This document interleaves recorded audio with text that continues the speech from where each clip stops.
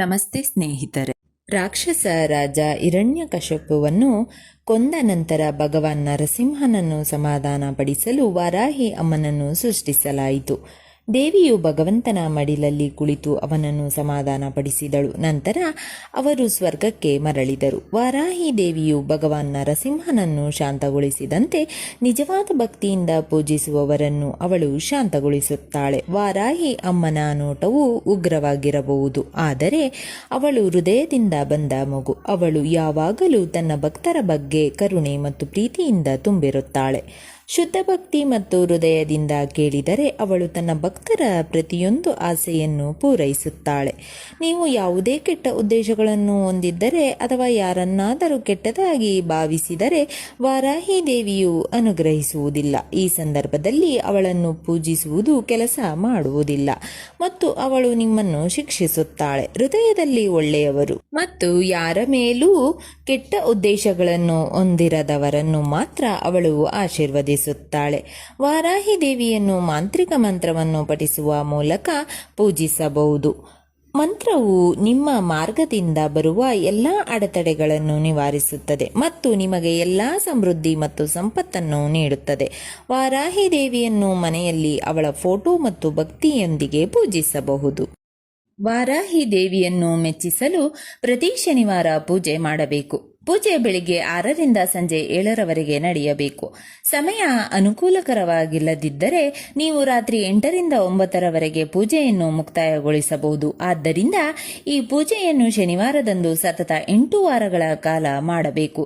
ನೀವು ಹತ್ತಿರದ ಯಾವುದೇ ದೇವಾಲಯದಲ್ಲಿಯೂ ಸಹ ಇದೇ ವಿಧಾನವನ್ನು ಬಳಸಿಕೊಂಡು ಈ ಪೂಜೆಯನ್ನು ಮಾಡಬಹುದು.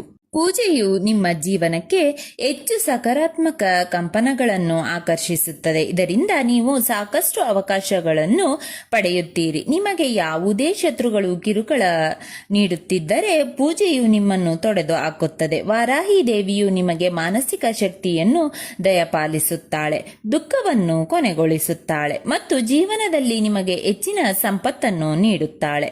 ವಾರಾಹಿ ದೇವಿಯನ್ನು ಪೂಜಿಸಲು ಪ್ರಾರಂಭಿಸಿದಾಗ ಎಲ್ಲಾ ಹಣದ ಸಮಸ್ಯೆಗಳು ಕೊನೆಗೊಳ್ಳಲು ಪ್ರಾರಂಭಿಸುತ್ತವೆ. ವಾರಾಹಿ ದೇವಿಯ ಆಶೀರ್ವಾದ ಪಡೆದಾಗ ನೀವು ಇತರ ಎಲ್ಲಾ ಸಮಸ್ಯೆಗಳನ್ನು ಸಹ ದೂರವಿಡಬಹುದು. ಆದಾಗ್ಯೂ ನಾವು ನಿರ್ದಿಷ್ಟ ದೇವರು ಅಥವಾ ದೇವತೆಗೆ ಸಂಬಂಧಿಸಿದ ಮಂತ್ರವನ್ನು ಪಠಿಸಿದಾಗ ಅದು ನಮ್ಮ ಪ್ರಾರ್ಥನೆಗೆ ಶಕ್ತಿಯನ್ನು ಸೇರಿಸುತ್ತದೆ ಮತ್ತು ನಮ್ಮ ಎಲ್ಲಾ ಪ್ರಾರ್ಥನೆಗಳಿಗೆ ಉತ್ತರಿಸಲಾಗುವುದು ಎಂದು ಖಚಿತಪಡಿಸುತ್ತದೆ. ಮೂಲ ಮಂತ್ರವು ಅತ್ಯುತ್ತಮ ರೀತಿಯಲ್ಲಿ ಕೆಲಸ ಮಾಡುತ್ತದೆ. ನೀವು ಪೂಜಿಸುತ್ತಿರುವ ದೇವರು ಅಥವಾ ದೇವತೆಯ ಮಂತ್ರವನ್ನು ನೀವು ಜಪಿಸಬೇಕು. ವಾರಾಹಿ ಅಮ್ಮ ಅವರ ಮೂಲ ಮಂತ್ರ: ಓಂ ಕ್ಲೀಂ ವರಾಹಮುಖಿ ರೀಂ ಸಿದ್ಧಿಸ್ವರೂಪಿಣಿ ಶ್ರೀಂ ತನವಸಂಗರೀದಾನಂ ವರ್ಷಾಯ ಸ್ವಗ. ಈ ಮಂತ್ರವನ್ನು ಕನಿಷ್ಠ 108 ಬಾರಿ ಜಪಿಸುವುದು ಉತ್ತಮ. ಆದಾಗ್ಯೂ ಸಾಕಷ್ಟು ಸಮಯವಿಲ್ಲದವರು ಕನಿಷ್ಠ 3 ಬಾರಿಯಾದರೂ ಮಂತ್ರವನ್ನು ಜಪಿಸಬಹುದು. ವಾರಾಹಿ ದೇವಿಯನ್ನು ಪೂಜಿಸುವಾಗ ಅಥವಾ ಆಕೆಯ ದೇವಸ್ಥಾನಕ್ಕೆ ಭೇಟಿ ನೀಡುವಾಗ ಮಂತ್ರವನ್ನು ಜಪಿಸುವುದು ಉತ್ತಮ. ನಿಮ್ಮ ಹೃದಯದಲ್ಲಿ ಶುದ್ಧ ಭಕ್ತಿ ಇದ್ದರೆ, ನಿಮ್ಮ ಪ್ರಾರ್ಥನೆಯು ಯಾರೊಬ್ಬರ ನಷ್ಟದ ಬಗ್ಗೆ ಇಲ್ಲದಿದ್ದರೆ, ವಾರಾಹಿ ದೇವಿಯು ನಿಮ್ಮ ಎಲ್ಲಾ ಪ್ರಾರ್ಥನೆಗಳನ್ನು ಕೇಳುತ್ತಾಳೆ ಮತ್ತು ಉತ್ತರಿಸುತ್ತಾಳೆ. ಓಂ ವಾರ್ತಾಲಿ ಅಂಗುಷ್ಟಾಭ್ಯಾಂ ನಮಃ. ಓಂ ವಾರಾಹಿ ತರ್ಜನೀಭ್ಯಾಂ ನಮಃ. ಓಂ ವಾರಾಹಮುಖಿ ಮಧ್ಯಮಾಭ್ಯಾಂ ನಮಃ. ಓಂ ಅಂದೇ ಅಂದಿನಿ ಅನಾಮಿಕಾಭ್ಯಾಂ ನಮಃ. ಓಂ ರುಂದೇ ರುಂದಿನಿ ಕನಿಷ್ಠಿಕಾಭ್ಯಾಂ ನಮಃ. ಓಂ ಜಂಬೆ ಜಂಬಿನಿ ಕರತಲ ಕರಪುಷ್ಟಾಭ್ಯಾಂ ನಮಃ. ಓಂ ವಾರ್ತಾಲಿ ಅಂಗುಷ್ಟಾಭ್ಯಾಂ ನಮಃ. ಓಂ ವಾರಾಹಿ ತರ್ಜನೀಭ್ಯಾಂ ನಮಃ. ಓಂ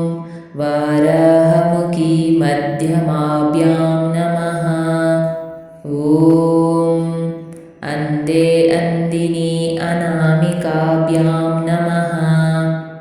ॐ रुन्दे रुन्दिनी कनिष्ठिकाभ्यां नमः। ॐ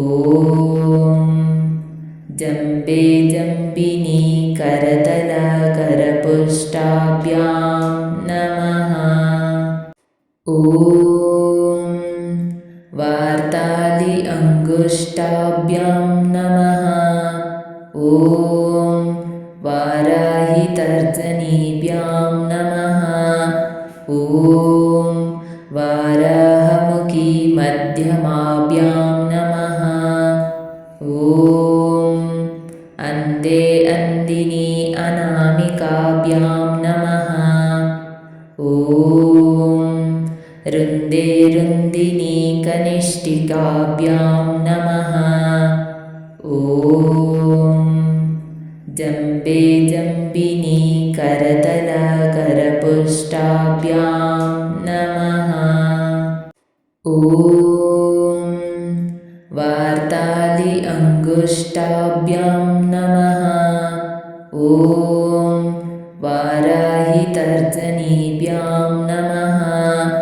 ॐ वाराहमुखी मध्यमाभ्यां नमः। ॐ अन्धे अन्दिनी अनामिकाभ्यां नमः। ॐ रुन्दे रुन्दिनी कनिष्ठिकाभ्यां नमः। ॐ जम्बे जम्बिनी करतलकरपुष्टाभ्यां नमः। ॐ वार्तालि अङ्गुष्ठाभ्यां नमः। ॐ वाराहि तर्जनीभ्यां नमः। ॐ वाराहमुखी मध्यमाभ्यां नमः। ॐ अन्धे अन्दिनी अनामिकाभ्यां नमः। ॐ रुन्दे रुन्दिनी कनिष्ठिकाभ्यां नमः। ॐ जम्बे जम्बिनी करतलकरपुष्टाभ्यां नमः। ॐ वार्तालि अङ्गुष्ठाभ्यां नमः। ॐ वाराहि तर्जनीभ्यां नमः। ॐ वाराहमुखी मध्यमाभ्यां नमः। ॐ अन्धे अन्दिनी अनामिकाभ्यां नमः। ॐ रुन्दे रुन्दिनी कनिष्ठिकाभ्यां नमः। ॐ जम्बे जम्बिनी करतलकरपुष्टाभ्यां नमः। ॐ वार्तालि अङ्गुष्ठाभ्यां नमः। ॐ वाराहि तर्जनीभ्यां नमः। ॐ वाराहमुखी मध्यमाभ्यां नमः। ॐ अन्धे अन्दिनी अनामिकाभ्यां नमः। ॐ रुन्दे रुन्दिनी कनिष्ठिकाभ्यां नमः। ॐ जम्बे जम्बिनी करतलकरपुष्टाभ्यां नमः। ಸ್ನೇಹಿತರೆ, ಈ ವಿಡಿಯೋ ಇಷ್ಟವಾದಲ್ಲಿ ಲೈಕ್, ಶೇರ್ ಆ್ಯಂಡ್ ಕಾಮೆಂಟ್ ಮಾಡಿ. ಮುಂದಿನ ವಿಡಿಯೋಸ್ಗಳಿಗಾಗಿ ಚಾನಲನ್ನು ಸಬ್ಸ್ಕ್ರೈಬ್ ಮಾಡಿ. ಧನ್ಯವಾದಗಳು.